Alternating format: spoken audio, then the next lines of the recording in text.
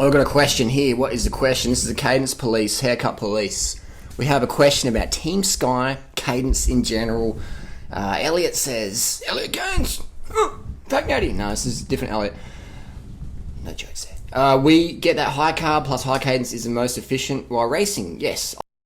But training wouldn't low cadence plus faster rides increase strength and stamina. Isn't that what Team Sky were doing? Now, I'm not sure what this person's referring to, but if you watch my videos when I've been out with Sky or any of the professional riders in the last 13 years, if you look at this clip here. This is with Chris Froome.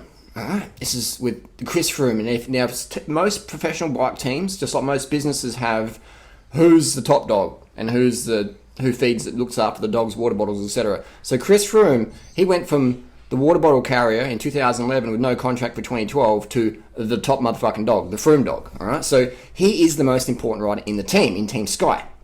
So if you want to look at what's the best thing to do, you look at the top dogs. Alright, people on the top dog, even if they've got a haircut.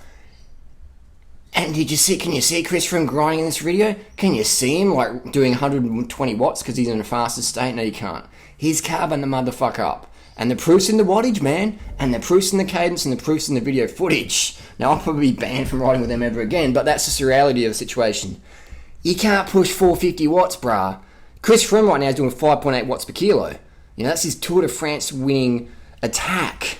That's his Tour de France winning pace based on the data that Team Sky released. You know, I'm just sharing with you what is out there.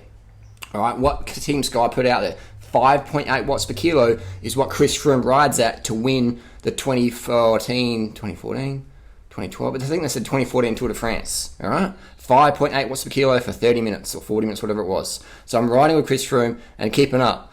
I'm struggling, but these guys, that's what they can hold for 30 minutes after racing for 5 hours in the sun, after 2 weeks of racing, etc. Chris Froome could do that, and that's what it takes to win the Tour de France. So when do you see people, when in the Tour de France you need to grind? When in the Tour de France you need strength? You don't need strength. You need motherfucking 400 watts for 30 minutes, man.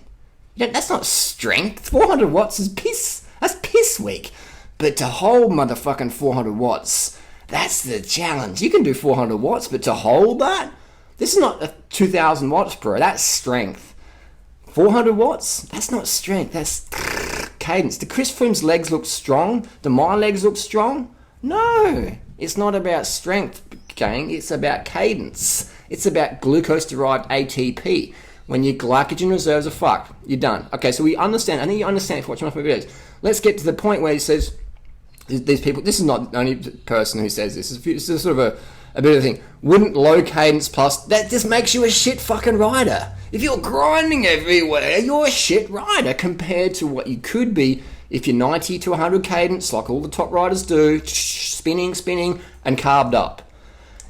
If we look at drugs people take, like Maria Sharapova, the drug she takes, meldonium, increases glycogen retention, increases the body's ability to burn sugars, which increases performance. Like, you don't need like fat burning ability in the Tour de France, because when the hammer gets dropped, it's not about how much fat you can burn, it's how much carbohydrate you can store, so then you can push the 400 watts plus.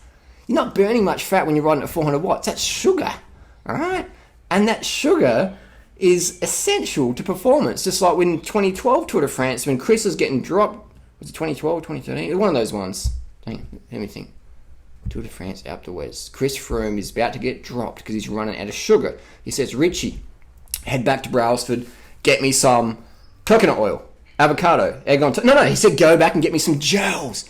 Get me some motherfucking carbs. And Richie's like, Duran's not around. No, go back to the fucking team car. So Richie got a time penalty, went back to the team car, caught back up. That shows how much fucking form these guys have got. I'm a bit hungry. We're leading the Tour de France. Go back. I'm a bit peckish. And what do you want? Vanilla or fucking strawberry gels? You know, like that's how good a form these guys had at that time. So they went back to team car, got the gels, went back up, and Chris knocked back some gels, got some time penalty. But they knew the time penalty would be less than if Chris Froome ran out of sugar and bonked. And what was Chris Froome's cadence? High cadence. He's not going, let's get some strength work in, guys, because you get dropped. If you grind everywhere, you'll teach your body to grind. I know guys who are so much motherfucking stronger than me, but I smash them up any fucking climb. Because they got hella strength. They can go in the gym and lift hella weight. And they can push this motherfucking massive gear. And they've been riding for as long as me. Right? 10, 15, 20 years of riding. They're just grinding. You can hear the fucking knee cartilage just popping. And they take a lot of painkillers and anti-inflammatories to keep riding. They won't fucking learn. They're the old school. And they're strong as motherfucking oxes. And oxes don't eat grass. But these cunts are strong. Some of them on steroids even. But I smash them up the climb because they don't know how to spin and turn that strength into motherfucking watts per motherfucking kilo. And they're eating so much fat and protein to keep the size on. And I'm like, what the fuck are you doing? But that's each to their own. Each to their own. So that's the bottom line, bro. What you do in training is what you can do in racing. What you need to do in racing is what you should do in training. And this sounds like a weird concept, but this is my personal belief. Why the fuck do something in training that you never do in racing? In 2016, back in the 40s, yes, you had to have strength because you only had one gear on your fucking bike or a flip-flop hub. So you get off your bike and you got to twitch the wheel around. Or you had down tube shifters. You had fucking shit gear ratios. Then you needed strength. Because there'd be times where you're grinding at 30 RPM. Now, if you're a professional rider and grinding at 30 RPM, it means 1, your team mechanic is shit. 2, your Di2 battery ran out of juice and now you have to grind to the finish line. Alright? That's the only 2 reasons. You've got a shit mechanic, it's not up to speed, you've got to change your cassette and chain rings, or 2, your EPS or your Di2 batteries, or your cable snaps and you're just stuck in this gear. So you don't need strength to be a good cyclist. You need motherfucking watts per kilo. And that power comes with cadence. Torque plus cadence equals motherfucking power. So spin to win. Chris Froome, high carb Kenyan diet, rice. I've seen those motherfuckers, bananas, gels, sugar, sports drink. You know, this whole low carb, high cadence thing is just...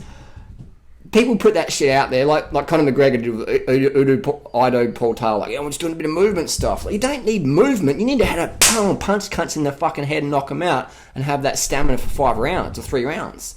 Doing all this wanky shit outside, in my opinion, is either a distraction, because they don't want to let other people know what's going on, or they're caught up in like, oh, this looks cool, we'll try that. But it's not the truth, bro. What is done in training, it should be done in racing. What is done in racing, rather, should be replicated in training. If you can't do it in training, how the fuck are you going to do it in racing? If you don't do it in racing, why the fuck do it in training? That's my opinion. That's just my opinion. I don't do any strength work, and I can smash most motherfuckers on the hill, and I train fuck all. Alright? And I'm 38. I'm over the hill. But I smash most 20-year-olds who grind. But the cunts who smash me, every motherfucker who smashes me in a climb is spinning past me. They're spinning past me, man. Nobody's grinding past me, unless it's a pro having a bit of a joke, you know. But once they go in the corner, they drop it back to cadence to make the gap even bigger. Simple as that. Spin to win. Don't do nothing in training that you wouldn't do in racing. If you want the best out of yourself. Carbs, carb the fuck up, motherfuckers. Carb the fuck up. Corn, rice, potatoes, yams, bananas, mangoes, dates, plantains, melons, blueberries, blackberries, mulberries. Get them motherfucking carbohydrates in. Go vegan, motherfuckers. Carb the fuck up, the fuck up, the fuck up, the fuck up.